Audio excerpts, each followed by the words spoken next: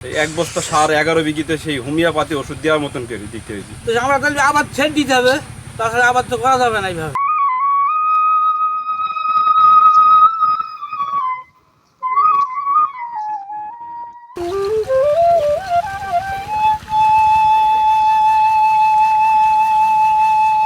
ধানের চারা হাতে মাঠে নেমেছে কৃষক, কেউ আবার জমিতে সার দিতে ব্যস্ত। কিন্তু সেই ব্যস্ততার মাঝেই তাদের চোখে মুখে ফুটে উঠেছে দুশ্চিন্তার ছাপ। জমি আছে, গাছও বেড়ে উঠছে, অথচ জমিতে প্রাণ ফেরাতে যে সারের দরকার সেই সার মিলছে না পর্যাপ্ত পরিমাণে। মেহেরপুরে ধান, কলা ও সবজি সহ বিভিন্ন আবাদে দেখা দিয়েছে রাসায়নিক সারের সংকট। নিয়মিত সার প্রয়োগ করতে না পারায় শঙ্কায় পড়েছেন চাষিরা। আমার 11 বিঘা কলা, একটা আইডি কার্ড নিয়ে গেলে 1 বস্তা সার দিচ্ছে।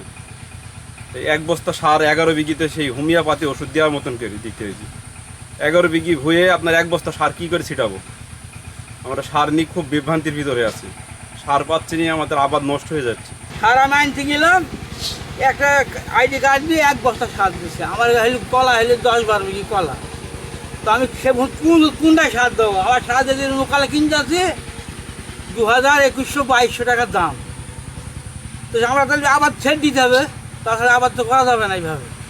ধান এখন ধরেন ধান চাষ করছি, ধান চাষ করে এখন সার লাগবে, আপনার ফসফেট লাগবে, ইউরিয়া লাগবে, পটাশ লাগবে, সার তো পাওয়া যাচ্ছে না।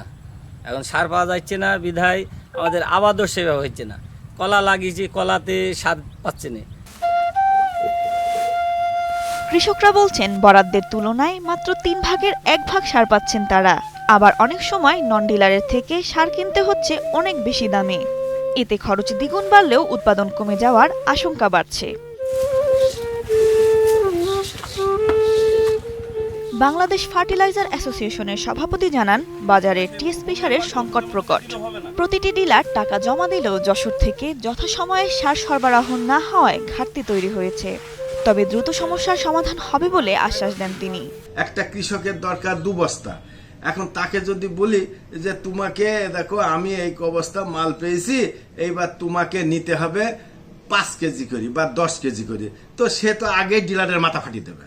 এখন তাদের তো চাহিদা আমরা পূরণ করতে পারছি না, এবং তারা এই পূরণগুলা তারা যারা নন ডিলার বাইরে থেকে নিয়ে আসে সেইগুলা থেকে নিয়ে এসে এইগুলা পূরণ করে। যখনই আমরা একটু ক্রাইসিসের মুখে পড়ি যে অল্প সার আমাদের জিনিসটাকে সুন্দর ডিস্ট্রিবিউশন করতে হবে, তখন কিন্তু আমরা এই কৃষি কার্ডের মাধ্যম দিয়ে আমরা কিন্তু সেটাকে মোকাবেলা করি।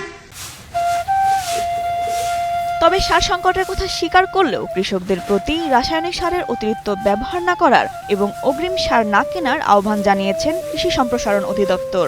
ইউরিয়া, টিএসপি, ডিএপি এবং পটাশ, আমাদের এই মুহূর্তে ইউরিয়া, পটাশ এবং ডিএপি সার প্রচুর আমাদের মেহেরপুর ডিলার পর্যায়ে সংরক্ষিত আছে, মজুদ আছে, কিন্তু টিএসপি সারের প্রাপ্যতা আমাদের একটু কম। তো সেক্ষেত্রে আমার একটাই পরামর্শ কৃষক ভাইদের প্রতি, তারা যেন সারটা 5-7 দিন 10 দিন বা 15 দিন আগে যেন অগ্রিম না কেনেন, তাহলে পরে দেখা যায় যে আমাদের একটা কৃত্রিম সংকট তৈরি হবে। এটা করা যাবে না। আর আমাদের যে সারের যে মাত্রা, আমাদের যে ডোজ, সেই ডোজটা ফলো করতে হবে। কোনো অবস্থাতেই সার মাত্রা থেকে বেশি দেওয়া যাবে না। এমন পরিস্থিতিতে চাষিদের একটাই প্রত্যাশা, বাজারের সংকট দূর করে সারের সরবরাহ নিশ্চিত করার উদ্যোগ নিতে হবে। সঞ্জিদা ইসলাম জুই, কালের কণ্ঠ।